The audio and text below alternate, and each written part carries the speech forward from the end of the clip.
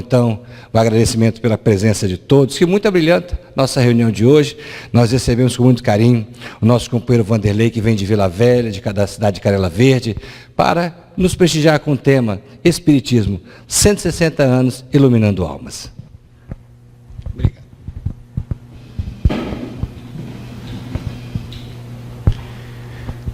É um prazer sempre renovado visitar essa casa, que há 46 anos preza pelo Espiritismo. Aqui estamos nos posicionando. Bem? Como dissemos, é um prazer sempre renovado estar aqui com vocês. E hoje falaremos sobre o tempo que passou tão rápido desde que o benfeitor Allan Kardec nos trouxe a codificação do Espiritismo. E há 160 anos, essa dádiva do Cristo vem iluminando os nossos corações, as nossas almas e a nossa mente, a nossa sabedoria, nos consolando e nos confortando. E é disso que nós vamos falar um pouquinho na noite de hoje. No dia 12 de outubro de 1931, na cidade do Rio de Janeiro, então capital da República, foi inaugurada a estátua do Cristo Redentor. Braços abertos sobre a Baía da Guanabara, lindo, uma das mais belas e ricas manifestações culturais da humanidade. Cadastrado e registrado hoje como uma das 7 maravilhas do mundo moderno. E ali, um homem genial, um italiano chamado Guglielmo Marconi, teve uma brilhante ideia: jogar sobre a estátua branca do Cristo na Baía da Guanabara luz, iluminar aquela estátua. E ele queria fazer isso operando um milagre. Lá da Itália, do outro lado do mundo, ele, juntamente com o Papa Pio XI, acionariam uma chave elétrica, instantaneamente, um raio na velocidade da luz atravessaria todo o oceano, chegaria ao Rio de Janeiro e, como que por milagre, as luzes sobre o Cristo Redentor seriam acesas. Um milagre da tecnologia, um milagre da sabedoria de um único homem. Uma cerimônia tecida pelo jornalista Assis Chateaubriand, com a presença do nosso então presidente Getúlio Vargas. Um fato inédito, histórico. Um homem conseguia, em outro continente, jorrar, despejar luz sobre a estátua do Cristo Redentor. Era um milagre aos olhos do populacho que assistia a tudo boquiaberto. Hoje, qualquer jovem de 14 anos faz isso com um computador ou com um smartphone, sem nem sair da sua casa. Mas, na época, parecia um milagre. 70 e poucos anos antes, na França, um outro milagre acontecia. O advento das mesas girantes, das mesas falantes, das paredes que faziam ruídos inexplicáveis, miraculosos, que serviam para divertir aquelas pessoas. Dessa vez, era um milagre diferente, mas para os olhos do populacho, novamente, parecia ser uma coisa miraculosa, apesar de não ser, porque bastou que um homem de gênio, um homem de inteligência incomum, encontrasse esse fenômeno. A ociosidade daquelas pessoas que admiravam aquele fenômeno em Paris, que olhavam para aquelas mesas que pulavam, que flutuavam, para aquelas paredes que respondiam às perguntas por meio de ruídos, e achavam tudo aquilo fenomenal, extraordinário.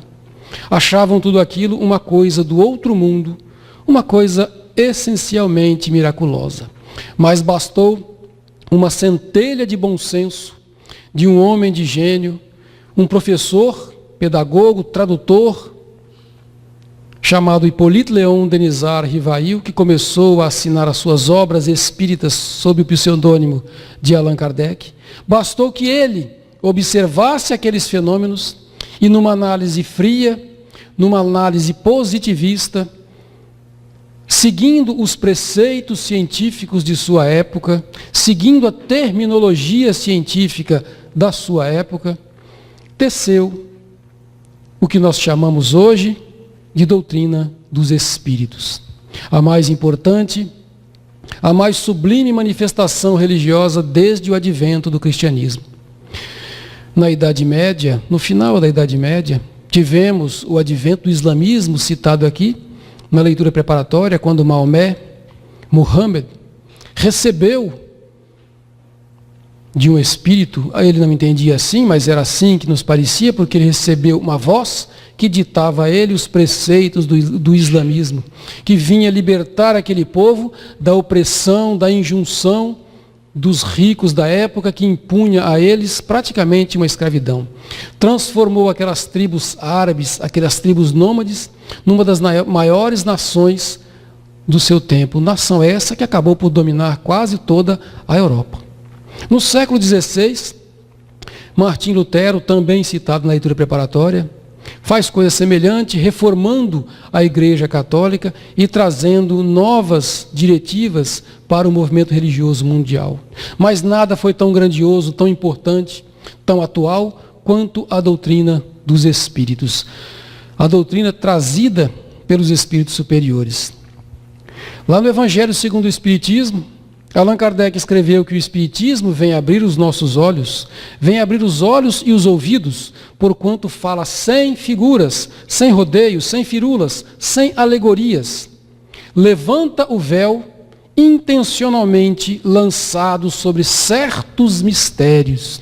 Levanta o véu, revela, mostra ao mundo que aqueles mistérios guardados pelas manifestações religiosas ao redor do mundo, as 7 chaves, nada mais eram do que simplesmente manifestação dos espíritos desencarnados por meio do fenômeno da mediunidade. Allan Kardec veio para nos revelar a doutrina dos espíritos, seguindo a um ensinamento de João, lá no seu Evangelho, no capítulo 14, onde ele diz, repetindo as palavras de Jesus, logicamente. Jesus dizendo, se me amais, guardai os meus mandamentos, e eu rogarei ao meu Pai, e ele vos enviará outro Consolador, a fim de que fique eternamente convosco. Essa promessa de Jesus foi cumprida com o advento do Espiritismo, porque ele cumpria todas as diretivas e as ideias que se tinha de um Consolador prometido, uma vez que a principal razão, a principal função do Espiritismo para com a humanidade é trazer consolo e promover a reforma íntima, a reforma interior de cada um de nós, nos promovendo a seres muito melhores. Essa luz trazida pelo Espiritismo, essa sim real, não mais um efeito da tecnologia, mas uma luz real, uma luz não como essa que sai das lâmpadas, mas uma luz que atinge diretamente as nossas mentes e os nossos corações, veio trazer, por exemplo, esperança aos corações angustiados, aqueles corações que queriam crer, mas não conseguiam, que não conseguiam fazer nenhuma conciliação entre a ciência e a filosofia, que se viam angustiados porque deveriam optar entre o que a ciência comprovava e o que a religião dizia. E isso era uma decisão que eles não podiam tomar porque queriam seguir a uma, mas a outra era irrefutável. O Espiritismo veio trazer consolação para esses corações angustiados. Jesus, no Evangelho de Mateus, já dizia, pedi e dar-se-vos-á, buscai e achareis, batei e abrir-se-vos-á. Procuramos por alguma coisa que conciliasse ciência e religião e acabamos encontrando, porque elas nunca foram e nunca devem ser incompatíveis.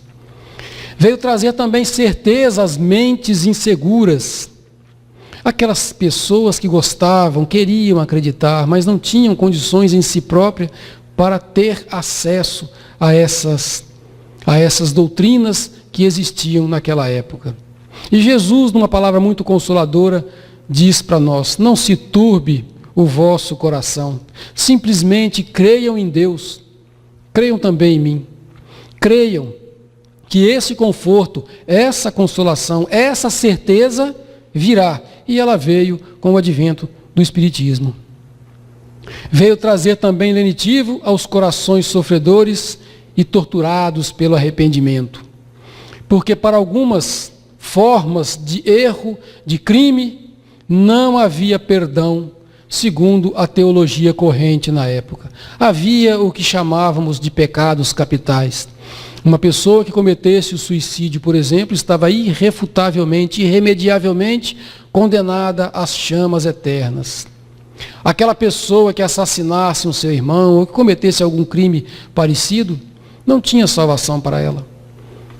A teologia não permitia que essas pessoas se salvassem.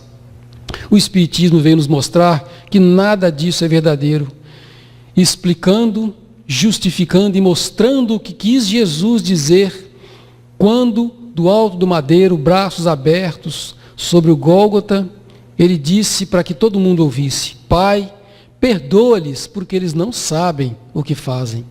Nós não sabíamos o que fazíamos, como não sabemos ainda hoje, muitas vezes, quando cometemos ainda os desatinos que cometemos, apesar da consciência que já temos do mal que podemos fazer ao nosso irmão, quando tiramos dele algo que é caro para ele.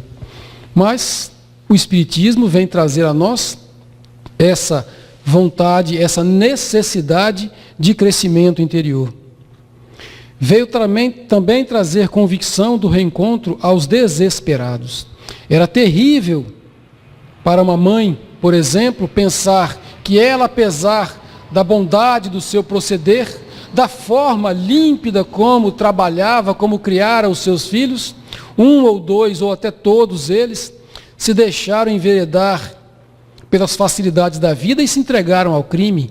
Imaginem uma mãe, um pai ou um irmão numa situação dessa.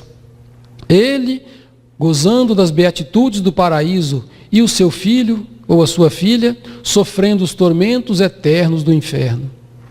E essa separação, segundo a teologia corrente, era irremediável e era para sempre. O Espiritismo veio nos mostrar que Jesus já havia dito que nada disso era verdadeiro, quando ele nos afirmou: na casa do meu Pai há muitas moradas. Não há apenas 2 ou 3 moradas, há muitas moradas. E elas são interrelacionáveis. Existem as transmigrações de um plano para outro, de uma colônia espiritual para outra, desde que tenhamos crescimento espiritual para conseguir fazer isso. Jesus já havia dito que na casa do Pai havia muitas moradas, mas nós, temosos, preferíamos continuar com aquela ideia de que havia apenas 2 moradas. O Espiritismo também veio trazer trabalho às pessoas de boa vontade, porque até o final do século XIX, século XVIII, XIX, o trabalho era uma coisa ruim para as pessoas. Só trabalhava quem não tinha capacidade, quem não tinha dinheiro, quem não tinha inteligência. O trabalho era legado aos escravos e aos serviçais mais baixos. Apesar de Jesus já ter dito, em alto e bom tom, 1800 anos antes, naquela época: meu Pai trabalha até agora e eu trabalho também, mostrando que o trabalho veio para nos dignificar e não para nos humilhar. O trabalho deixou de ser uma coisa humilhante para ser uma coisa edificante. E o que não falta nas casas espíritas é trabalho.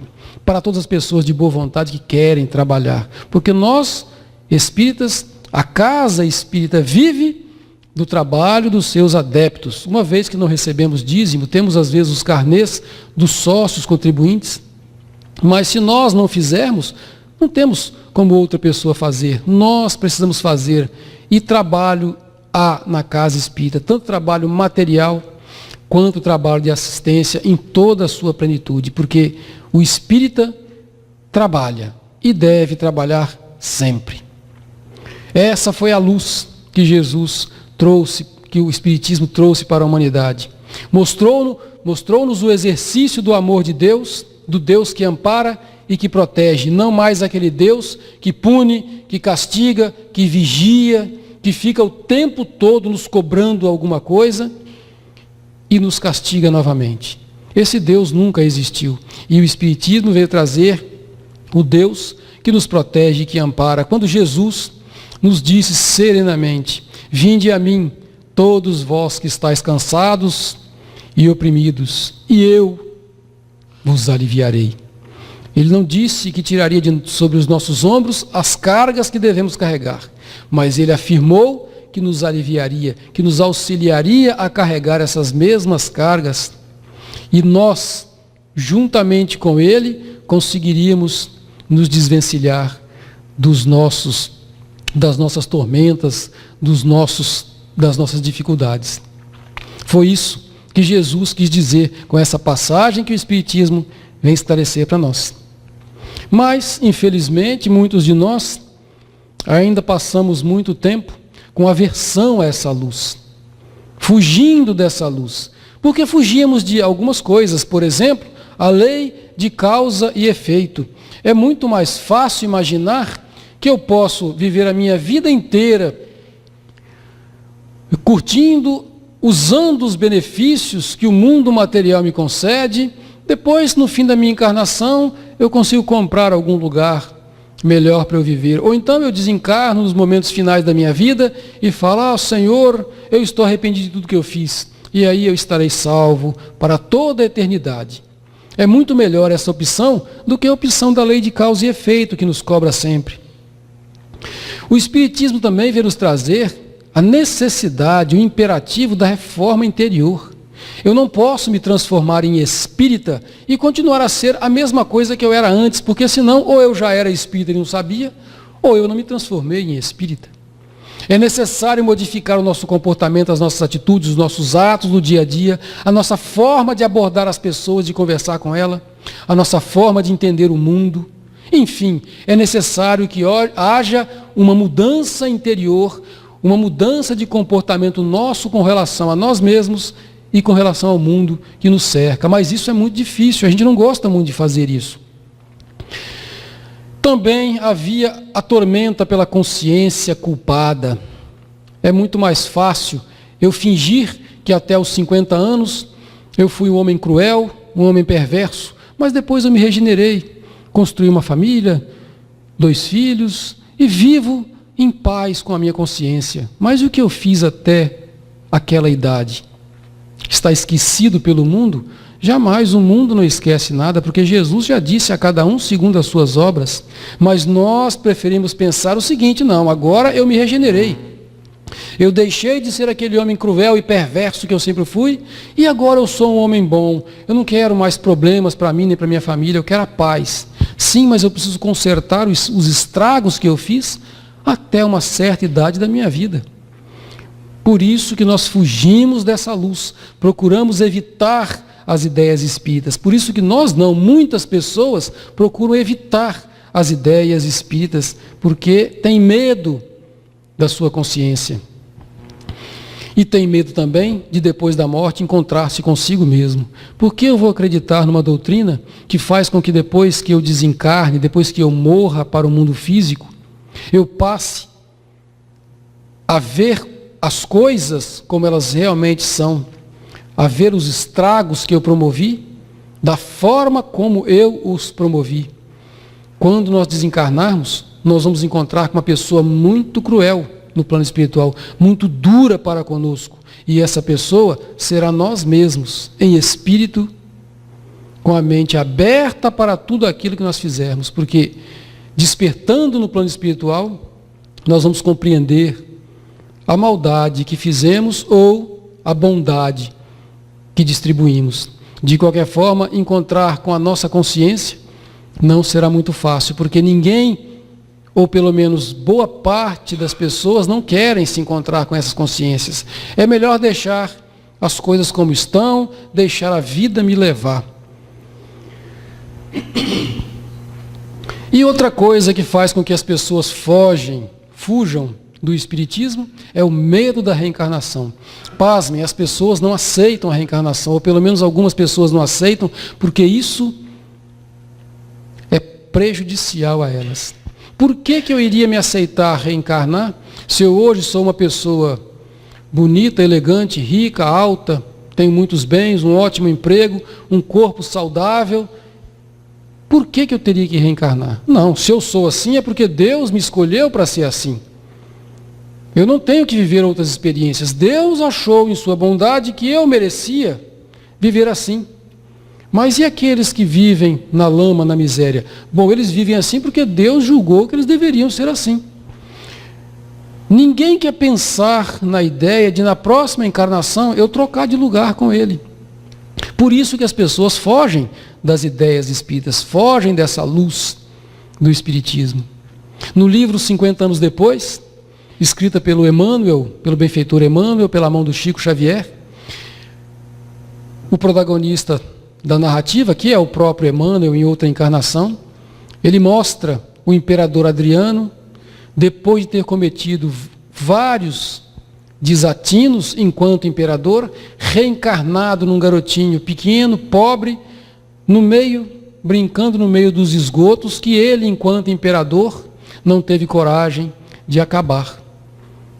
Aquela criança suja, faminta, com a barriga grande, brincando nos esgotos de Roma, era o imperador Adriano reencarnado. Imagine se o Adriano ia aceitar pensar numa situação dessa enquanto estava aqui na Terra como imperador.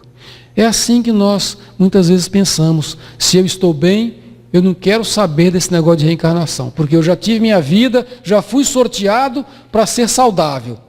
Eu não quero reencarnar com outras obrigações.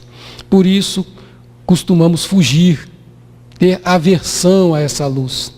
Porque esse Deus que ampara, que acolhe, que nos recebe de braços abertos, esse Deus que é todo amor e bondade, ele não poderia sê-lo se ele não fosse um Deus que educasse e corrigisse. Porque quem ama educa, quem ama corrige, quem ama ajuda a se erguer. Por isso, algumas pessoas fogem desse Deus, preferem aquele outro, que apesar de ser vigilão, de ser cruel, de ser vingativo, ainda está sendo melhor para ele do que o Deus verdadeiro, que não é nada disso, mas que busca a correção. Deus não pune, Deus apenas corrige. E afirmou Jesus no Evangelho de Mateus, e então retribuirá a cada um segundo as suas obras, boas ou ruins. Tudo que nós fizermos nesse mundo será crédito para nós no nosso processo evolutivo, ou será débito se eu fizer coisas que prejudicarão esse mundo. Tem alguns de nós que até aceitam essa luz, até entende, mas ainda tem algum tipo de resistência ao espiritismo. São aqueles espíritas imperfeitos de que Allan Kardec falava no livro dos médiuns. Os espíritas que gostam do espiritismo, acham bonito, mas ainda não conseguiram abraçar o espiritismo na sua plenitude. Mesmo porque mudar não é fácil. Nós temos o hábito de fugir do novo, de temer uma coisa chamada mudança, porque a mudança geralmente traz sofrimento. E a mudança traz sofrimento mesmo quando ela é boa. Quantas pessoas trabalham, estão ali 10, 15 anos num trabalho, aí o chefe chega e fala para elas, olha, você vai ser promovido, você agora vai ganhar mais responsabilidades, porque você merece, você tem capacidade e vai ganhar um bom aumento. E ele fala assim, ai chefe, eu não quero, deixa eu quietinho aqui no meu canto, eu não quero mudar não. Quantas pessoas nas empresas fazem isso? Ou então aceitam a mudança porque a sogra obriga que ele aceite a mudança. Geralmente quem obriga isso é a sogra. A mulher fica assim, meio termo, o marido também, mas a sogra exige. Não, você tem que aceitar o novo cargo. E o sujeito aceita e vê que ele está ganhando mais, sendo mais importante, mas está infeliz porque tem que mudar. A mudança é uma obrigação desse mundo para conosco. Dizia um filósofo antigo, 500 anos antes de Cristo, que nós não nos banhamos no mesmo rio duas vezes. O filósofo Heráclito falava isso. Porque tudo muda a todo instante. Quando eu olhar para um rio duas vezes, a segunda vez eu já estarei vendo outro rio, porque aquele rio já se modificou, não é mais o mesmo. A mudança é uma coisa constante. Mas tem pessoas que ainda fogem da mudança. Outros têm a necessidade de manter os vínculos antigos. Não é fácil passar tantas encarnações sendo, por exemplo, católico, apostólico romano, e depois se transformar de uma hora para outra em espírita. Onde é que estão os nossos vínculos antigos? Cadê o padre? Cadê o pastor? Onde é que está a sacristia? Eu ajoelho onde para rezar? Cadê o nicho dos santos? Onde estão as coisas que eu via na minha igreja durante 10, 15 séculos? As coisas mudam. Não há mais essa necessidade, porque o Espiritismo nasce no coração da gente. Não está nas formas físicas do nosso templo religioso. Mas nós temos ainda essa necessidade. Nós precisamos de algo para tocar. Onde é que estão as mandingas, os patuás, os terços? Ou as coisas, as lembranças que nós recebemos para segurar na mão e dizer que isso aqui está me protegendo. A proteção vem de dentro de nós, vem do nosso coração, da nossa alma, dos nossos bons pensamentos e principalmente das nossas boas atitudes. Ali está a nossa proteção. Mas nós ainda temos a necessidade dos vínculos antigos, de algo para tocar, por exemplo. E a ausência de símbolos. Como é que eu reconheço um espírita? O espírita não carrega cruz, não carrega nada estampado no seu carro. Sou espírita, graças a Deus. Eu nunca vi um carro escrito isso. Já vi outras religiões espíritas, nunca vi. Eu pertenço ao centro espírita fulano de tal. Sou adepto do irmão Tomé. Nunca vi isso. A gente vê de todas as igrejas, menos do espiritismo. Isso parece que faz falta para a gente. Onde estão os símbolos, as simbologias? Estão dentro do nosso coração. Como é que nós conhecemos uma pessoa se ela é um verdadeiro espírita? Allan Kardec já disse, os espíritos disseram para ele, logicamente. Reconhece o verdadeiro espírita pela transformação moral e pela vontade que ele tem de superar as suas mazelas, as suas limitações. É assim que nós conhecemos um espírita, pela luta diária de se melhorar. Porque espíritas não são pessoas perfeitas. Você não vai encontrar ninguém bonzinho, perfeito, superior, espírito superior na casa espírita, a não ser desencarnado. Talvez lá em Uberaba tinha um ou dois, lá na Bahia tem mais um ou outro, mas são poucos. Nós estamos aqui porque precisamos nos burilar, precisamos estudar, ler, trabalhar, servir e nos modificar. É aqui que está o símbolo do verdadeiro espírita. Além do que, temos o mau hábito de abusar dos benefícios do plano espiritual. Quantas pessoas chegam às casas espíritas porque estão precisando demais de ajuda? E isso é natural. O que não é muito natural é quando elas recebem ajuda, ficam melhores e somem, desaparecem. Voltam 3 anos depois, em estado também sofrido, ficam boas de novo e desaparecem novamente. Algumas pessoas vêm à casa espírita somente para trazer água fluidificada, bota água para fluidificar e toma passe no final e vai embora. Faz somente isso. É uma grande coisa. Os espíritos já disseram que quem faz isso já está num patamar superior a quem não faz. Porque já é um indício de evolução. Mas o espiritismo pede mais da gente. Pede que nós saibamos servir da mesma forma que fomos servidos quando precisamos. Não podemos exigir que o plano espiritual resolva os nossos problemas, porque nós só vamos crescer e evoluir resolvendo nós mesmos os nossos problemas, com a ajuda da casa espírita representada pelo seu corpo de participantes, de trabalhadores, enfim, pela ajuda da doutrina dos espíritos. É necessário que nós saibamos que devemos utilizar os benefícios espirituais, mas não podemos abusar deles. Quantas pessoas chegam às casas espíritas simplesmente para falar com algum ente querido que já desencarnou? Eu gostaria tanto de falar com a minha mãe, com meu pai. Vanderlei, o que você acha? Você acha que ele está bem no plano espiritual? Não tem como saber, mas você poderia saber melhor do que eu. Como é que ele estava aqui na Terra? Ele era uma pessoa boa, ele servia todo mundo, ajudava as pessoas, nunca vi ele aborrecido, não brigava com ninguém. Falei, gente, essa pessoa está num plano espiritual muito superior a que eu vou quando eu desencarnar. Eu acho que eu vou ser rebocado por ele. Então você sabe como ele está. Não, meu pai era uma pessoa intransigente, brigava com todo mundo, xingava todo mundo, nunca procurou ajudar ninguém. Aí eu falo, minha filha, Deus é misericordioso. Só isso, porque não dá para dizer onde o pai dela está numa situação dessa. Porque ninguém pode imaginar que uma pessoa dura, cruel, vá para o plano espiritual e esteja no plano superior. Porque os planos superiores exigem ingresso para se entrar lá. E o ingresso é o nosso trabalho no bem aqui na terra. E como o lugar é muito bom para se viver, o ingresso é caro. Não se compra um ingresso para o plano espiritual superior com um trabalhinho ou outro, fazendo uma palestra ou outra aqui no Irmão Tomé, outra ali. Não, não é assim. Isso é apenas um meio para crescimento nosso. Precisamos trabalhar muito mais, mudar o nosso interior. É como querer que uma pessoa toda suja, lambuzada, lave as suas mãos e entre numa festa de gala. Não, ela vai ter que se purificar, como a passagem de Jesus.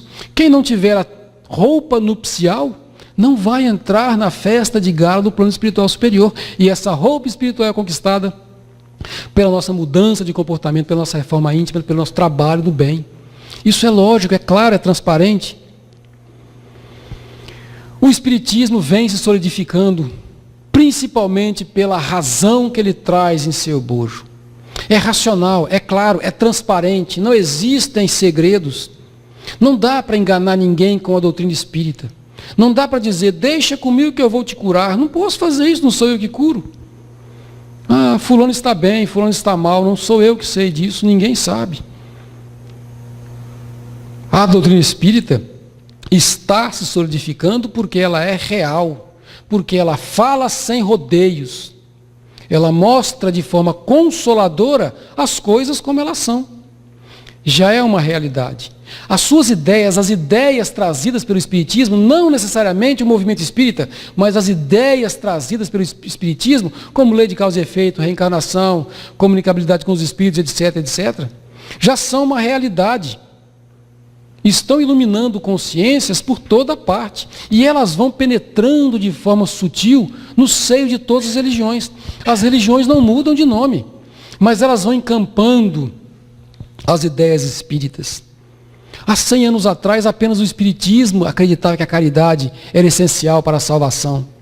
Há pouco menos de 50 anos, a Igreja Católica entrou na mesma ideia. E hoje as igrejas evangélicas, que sempre foram avessas à salvação pelas obras, pela caridade, acreditando na salvação pela justificação, pela fé, hoje elas também fazem caridade e acreditam que a salvação do mundo está na prática da caridade.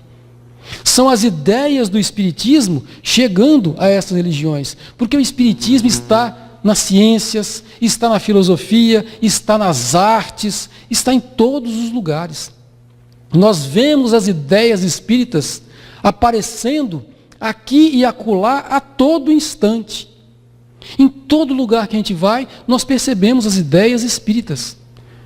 Por incrível que pareça, até mesmo nos congressos do mundo inteiro, os países já entendem que é necessário cuidar do nosso planeta, pelo menos a maioria deles. Os civilizados entendem isso. Entendem que é necessário ajudar os refugiados, não podemos deixá-los à mercê do mar. Pelo menos os civilizados pensam assim. E 50 anos atrás era impensável. As igrejas não acreditavam nisso. O Espiritismo, as ideias espíritas, vêm lentamente penetrando em todos os lugares. Assim como Cristo planejou. Leon Denis, um dos filósofos, o maior filósofo do Espiritismo, diz que as religiões do futuro, lá no livro No Invisível, as religiões do futuro terão por fundamento a comunhão dos vivos e dos mortos, lógico, dos mortos para o plano físico. O ensino mútuo das duas humanidades, a humanidade encarnada e a humanidade desencarnada. A solidariedade que vincula os vivos da terra aos vivos do céu se estenderá pouco a pouco a todos os habitantes do nosso globo. E todos comungarão um dia de um mesmo ideal realizado. Não de uma mesma religião, porque isso não vai acontecer. Mas de um mesmo ideal realizado, solidificado pela moral, pela ética, pelos bons costumes e pela prática do amor e da caridade ao próximo. Isso é uma fatalidade que o Espiritismo está cumprindo, que o cristianismo está cumprindo, e o Espiritismo é a mola mestra desse cumprimento. Mas não está só no Espiritismo, está por toda parte. Lá no livro Obras Póstumas, publicado depois da morte de Allan Kardec, por meio de umas anotações que ele deixou escrito, Um espírito, falando pelo médium Jorge, disse que o espiritismo está chamado a desempenhar um papel imenso sobre a terra. Será ele que reformará a legislação tão frequentemente contrária às leis divinas. Lembram-se que nessa época ainda existia escravidão no Brasil. As leis eram contrárias às leis divinas. Pregava-se uma coisa, mas as leis eram opostas. Será ele, o espiritismo, que retificará os erros da história.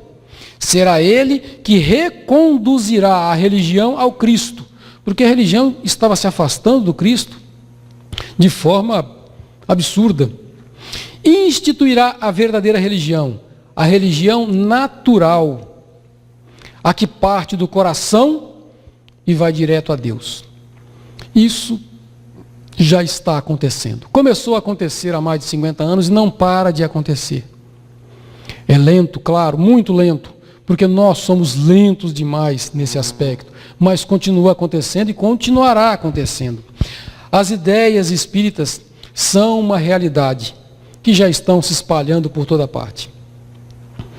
E como já dissemos, até mesmo aquelas religiões que antes eram antagônicas a essas ideias, já acreditam nelas. Nenhuma religião mais é avessa à lei de causa e efeito. A lei de causa e efeito tem causado mais problemas com a ciência do que com a religião. Hoje a ciência contesta a lei de causa e efeito física. A física quântica traz restrições quanto à lei de causa e efeito. A própria ideia de concepção do universo traz, às vezes, algumas coisas contra a lei de causa e efeito, da forma, o determinismo, da forma como se entendia algum tempo atrás. Mas cada vez mais, sob o ponto de vista evolutivo e moral, a lei de causa e efeito vem se solidificando no seio de todas as religiões. Acontece que o interesse pessoal, como já dissemos, vem a ser o grande obstáculo para que essas verdades milenares, reerguidas e estudadas pelo Espiritismo, se tornem parte do nosso dia a dia, do cotidiano das religiões. Porque os interesses pessoais impedem que as religiões se modifiquem a ponto de abraçar todos os postulados espíritas. Mas nós podemos dizer que, recentemente, pouquíssimas coisas separam os espíritas dos católicos, por exemplo. Podemos dizer que ainda a reencarnação é um dogma que os católicos não aceitam. Mas a comunicabilidade dos espíritos, eles já aceitam há muito tempo, porque as pessoas conversam com os santos, com os anjos. Estamos muito perto de entrarmos num consenso, porque pouca coisa está faltando. E as outras religiões vêm sendo arrastadas da mesma forma. Acontece que existe um lugar onde o interesse pessoal não pode impedir que essas ideias cheguem. Nas artes, porque o artista não deve satisfação para ninguém, nunca deveu. O artista pode ser censurado, caçado, procurado, evitado, mas não pode ser impedido de agir. E os artistas, a arte, é capaz de promover muito mais coisas do que nós imaginamos. A arte é essa forma de manifestação humana que nos diferencia dos animais, porque o único ser que promove a arte é o ser humano. Tudo aquilo que se pensava da diferença entre os homens e os animais está caindo por terra. Imaginávamos que os animais não tinham consciência de si mesmos, e alguns deles têm, que alguns animais não eram capazes de aprender, e muitos deles aprendem, que eles não tinham sentimentos, não tinham saudade, e eles têm saudade, que eles não sofriam com a morte dos semelhantes, mas eles sofrem. Mas com relação à arte, apenas o homem e a mulher são capazes de promover a arte. Porque a arte não cobra nada, não cobra preço. Ela é como ela é. Ela não dá satisfação. Ela não necessita de dar satisfação. Por isso é que nas artes é que as coisas crescem primeiro. E aí, Jesus já dizia aos seus discípulos, se eles não divulgassem o cristianismo, alguém faria por eles. E teceu essa pérola, essa máxima, dizendo que se vós, digo-vos, que se estes, os seus discípulos, se calarem, as pedras clamarão. Se nós espíritas nos calarmos com relação à divulgação da doutrina dos espíritos, as pedras divulgarão. E quem são as pedras? São aquelas pessoas que não estão no seio da doutrina espírita, figurativamente falando, logicamente. Nós temos a obrigação de divulgar o espiritismo, não de impor o espiritismo goela abaixo das pessoas, mas permitir com a nossa capacidade de ensinar que as pessoas conheçam o espiritismo para que elas tenham o direito de optar por ele ou não. Essa é a nossa grande obrigação.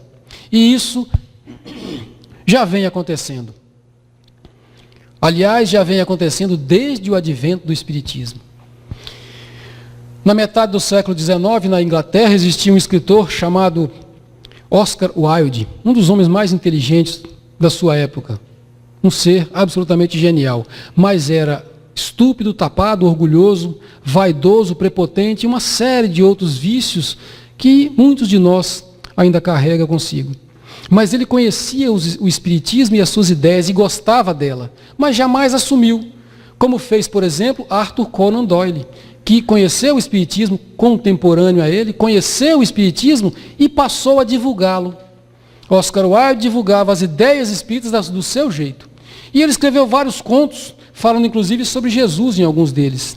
Nesse daí, chamado Fantasma de Catenville, ele mostra como uma garotinha de 8 ou 10 anos conseguiu promover a desobsessão de um castelo que vivia assombrado por um fantasma há vários e vários anos. Todas as pessoas que iam nesse castelo expulsar esse fantasma não conseguiam sair de lá aterrorizado.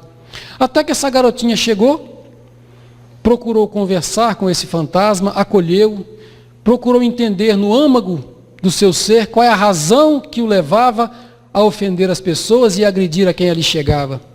E ele explicou as suas razões e ela carinhosamente, amorosamente, mostrou a ele que o sofrimento dele não justificava o mal que as pessoas fizeram para ele. E que ele era a grande vítima de tudo aquilo. Até que o fantasma resolveu abandonar o seu posto de cruel perseguidor e foi para outros planos. Numa verdadeira lição de desobsessão. Da mesma forma que nós fazemos hoje em nossas reuniões mediúnicas. Porque os perseguidores só perseguem porque um dia foram perseguidos e foram incompreendidos. E essa garotinha, personagem de Oscar Wilde, logicamente, deu essa lição para todos nós. Em outro livro, em outro conto de Oscar Wilde, ele fala sobre o retrato de Dorian Gray. Dorian Gray era um homem muito bonito, muito famoso, muito rico na Inglaterra da sua época, um personagem fictício, logicamente. E um dia mandou pintar um retrato dele que ele queria expor a sua beleza para o mundo inteiro. E a pintura ficou ainda mais belo do que o original. E ele se envaidecia. Acontece que Dorian Gray era um homem cruel, um homem mau, cometia vários crimes. E a cada crime que ele cometia, acontecia uma coisa interessante. O seu corpo físico se tornava mais belo. Ele ficava mais radiante. Em compensação, o retrato pintado ia ficando feio e com a cara toda distorcida. Depois do segundo ou terceiro crime que ele cometeu, ele teve que esconder o retrato, porque as pessoas começaram a perceber que o retrato de Dorian Gray não refletia mais a beleza do seu dono. E no dia que ele desencarnou, que o Dorian Gray desencarnou, toda a fealdade que estava estampada no seu retrato passou para o seu corpo físico e o retrato passou a ter as feições que ele tinha quando foi pintado. Numa metáfora muito interessante e muito bem tecida do que acontece com o nosso perispírito, quando somos cruéis e dissimulados. Toda a maldade que praticamos está estampada em nosso ser espiritual, em nosso perispírito. E quando desencarnamos, despertamos e percebemos a maldade que estava em nós, agora está em nosso ser espiritual. Está em nós enquanto espírito desencarnado. Todos os registros das maldades que fazemos em nossa vida estão guardados em nosso perispírito. Todos os registros da bondade que fizemos também está lá. Uma metáfora bastante interessante, baseada certamente nas ideias que ele aprendeu com Allan Kardec a despeito do espiritismo e do perispírito. Na música também, pessoas trazem para nós músicas que refletem as ideias espíritas sem nem imaginar, metáforas que nem eles sabem como conseguiram tecer, porque a mediunidade de intuição, muitas vezes, ela é silenciosa. A pessoa é intuitiva e não sabe. Um cantor brasileiro, que compôs a música Caminhando, Tocando em Frente, o Almir Sater, disse claramente que ele não tem a menor noção de como ele compôs aquela música. E ele explica como a música foi composta de uma forma absolutamente estapafúrdia. E depois ele fala, foi uma obra mediúnica. E ele não é espírita, não estudou espiritismo, não conhece espiritismo. E essa música, trazida pelo Milton Nascimento e pelo Fernando Brant, faz uma metáfora fantástica sobre tudo que o espiritismo nos ensina. Mande notícias do mundo de lá, diz quem fica. Quantas vezes nós já ouvimos algum amigo que está perto de desencarnar, falar, olha, quando eu chegar no plano espiritual, eu mando notícia para você, tá? A minha querida vovozinha, quando desencarnou, ela havia dito para mim que assim que ela chegasse no plano espiritual, ela mandava uma notícia para mim. Eu disse para ela, não, vovó, não precisa mandar não, que eu sei que a senhora vai estar bem. Fica tranquilo, não se preocupe com isso não. Mas nós buscamos isso. Já perceberam quantas pessoas pedem para que as pessoas que vão mandem notícias do mundo de lá? As que chegam falam, sem falar, né? Me dê um abraço, venha me apertar. Parece que está ouvindo isso dos bebês que reencarnam, né?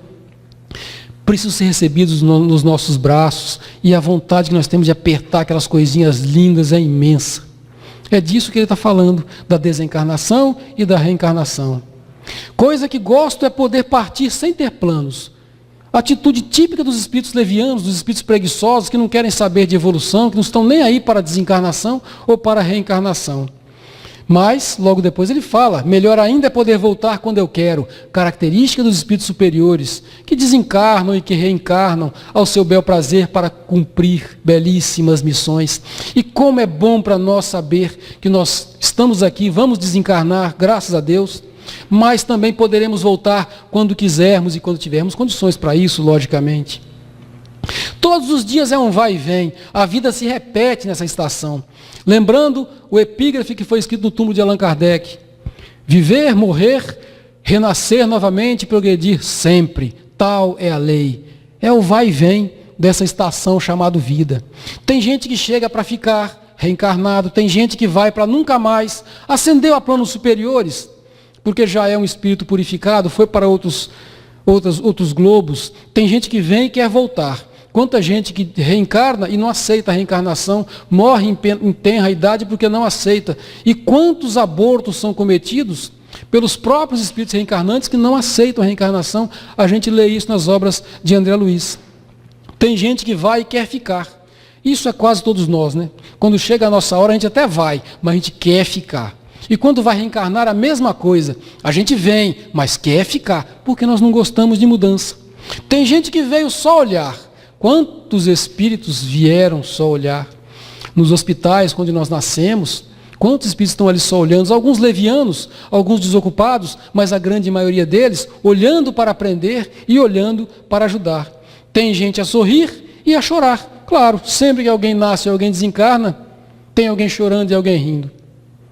Ou é o bebê que chora e a mãe ri, ou é nós que choramos e nós que choramos e o nosso ente querido talvez ria se receber um bom lugar no plano espiritual, se tiver conquistado isso. E assim chegar e partir são só dois lados de uma mesma viagem: nascer, morrer e renascer, progredir sempre, tal é a lei. Tem gente. O trem que chega é o mesmo trem da partida. É a via da encarnação e da desencarnação. A hora do encontro é também despedida, claro. Encontro para alguns, despedida para outros. A plataforma dessa estação é a vida desse meu lugar. É simplesmente a vida. Uma metáfora fantástica, que a gente não sabe de onde ele tirou isso. Ele nega que tenha sido alguma coisa voltada à transcendência, mas está aí para quem quiser ouvir. Na poesia também isso acontece, gente. Os poetas falam sobre o espiritismo. Esse homem, Ferreira Goulart, que nos deixou há aproximadamente um ano, era um homem que se dizia ateu, mas eu nunca vi um ateu tão cristão como ele, tão sereno como ele era, tão bom que sempre foi, e tantas coisas boas que ele escreveu. Ele escreveu um poema chamado Traduzir-se, nesse livro, Na Vertigem do Dia, onde ele diz que uma parte de mim pesa e pondera, outra parte delira. A parte que pesa é o nosso corpo, a parte que delira é o nosso espírito quando chega no plano espiritual e não entende o que está acontecendo com ele. Principalmente quando não foi um grande espírito, não teve uma grande reencarnação. Uma parte de mim almoça e janta, outra parte se espanta.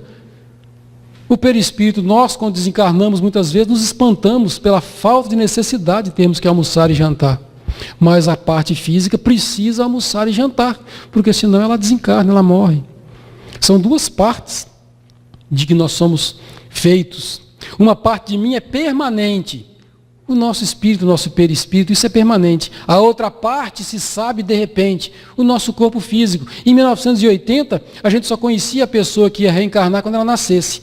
Nasceu, o médico gritava, é menino, é menina, porque não tinha ainda desenvolvidos os ultrassons que temos hoje. Nós nem sabíamos se era menino ou menina. Só sabíamos que era gêmeos, porque tinha 2 coraçãozinhos batendo, mas a gente não via esses gêmeos. Era simplesmente uma surpresa. Traduzir uma parte na outra parte, ou seja, traduzir o Vanderlei persona dessa encarnação com o Vanderlei Espírito Eterno, é uma questão de vida e arte. Simples assim. Ideias perispiríticas que os filósofos chamam de antinomia existencial, porque colocam duas coisas em contradição constante. Mas essa contradição, essa antinomia, é perfeitamente solucionada pela ideia do perispírito que Kardec trouxe para nós.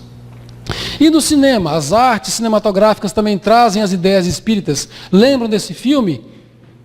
O Sexto Sentido, os outros vêm depois, o Sexto Sentido. Esse garotinho é um espírito que tenta orientar esse outro espírito que chega no plano espiritual em um pequeno desequilíbrio. Uma obra fantástica que mostra o amor transcendente, a comunicabilidade dos espíritos, a influência dos espíritos em nossas vidas e um monte de coisas mais. Outra obra fantástica, dentre dezenas e centenas que tem, de títulos que tem por aí, é essa que eu falei antes, Os Outros, que mostra a influência dos espíritos no mundo corpóreo. Um filme também fantástico, que no seu final aparece uma reunião mediúnica, nos moldes como nós fazemos hoje. Vejam bem, é um indiano que dirige o filme, o roteiro também acho que é dele. Não, esse não é do indiano, o indiano é aquele outro lá, o Sexto Sentido, que é do indiano. O de cá, não sei nem a nacionalidade do Alejandro, me parece ser espanhol, mas ele não conhece o espiritismo. Simplesmente é a intuição da religião natural. E aquele mais famoso, mais meloso que todos nós conhecemos, já assistimos e choramos várias vezes. Ghost, do outro lado da vida, mostrando a transcendência do amor, a imortalidade do amor. Mas apesar da arte ser fantástica, é importante, é indispensável que tanto nós espíritas como nós artistas utilizemos as artes para aprender e para evoluir, mas é necessário que nós saibamos aproveitar também os aprendizados adquiridos na vida, na arte ou na casa espírita, porque se não aprendermos e não praticarmos aquilo que nós aprendemos, nada disso serve para nós. Vamos falar agora de um baiano muito querido do Brasil inteiro, uma pessoa adorável, um gênio da música que compôs várias letras, principalmente várias músicas muito bonitas, mas que jamais soube aproveitar toda a filosofia que carregava em seu coração para si próprio. Se deixou levar pelos abusos, pelos excessos, de toda a sorte. Nunca se cuidou, apesar da consciência que tinha do mal que fazia a si próprio e do bem que fazia aos outros com a sua arte, e desencarnou aos 40 e poucos anos, de uma forma lamentável, jogado num canto, abandonado até mesmo pela voz que não conseguiu lhe acompanhar até a sua desencarnação aos 43 anos. Falamos do baiano Raul Seixas, que junto com Marcelo Mota e com Paulo Coelho, nos trouxeram essa pérola chamada Tente Outra Vez. Uma música que nos impõe, não apenas a nós espíritas, que já conhecemos esses postulados, mas para pessoas que não conhecem isso, para pessoas que não ouvem o espiritismo, que não ouvem as religiões edificantes, tem a possibilidade de, na música, ter esse incentivo para que continuem trabalhando e continuem lutando pela sua própria felicidade. Não diga que a canção está perdida. Tenha fé em Deus, tenha fé na vida, tente outra vez. A lição de incentivo é fantástica e coloca Deus como a maior razão para que nós nunca desistamos. E isso é fundamental. Se eu acreditar em Deus, se eu tiver Deus na minha razão principal, como ele fala ali, e a vida como a coisa mais importante que eu ganhei de Deus, eu nunca vou desistir, eu sempre vou tentar novamente. Beba, pois a água viva ainda está na fonte. Você tem 2 pés para cruzar a ponte. Nada acabou. Tudo parece ter acabado, mas nada acabou. Nós temos 2 pés para cruzar a ponte e muitas vezes deixamos de cruzá-la por leseira, por preguiça, por inércia, por falta de coragem. Quantas pessoas não têm pés nenhum e assim mesmo conseguem atravessar as pontes da vida? Nós não podemos imaginar que as coisas acabaram porque algo deu errado em nossas vidas. Nada acabou, porque se existe a vida e se existe um Deus por trás dessa vida, nada nunca vai acabar.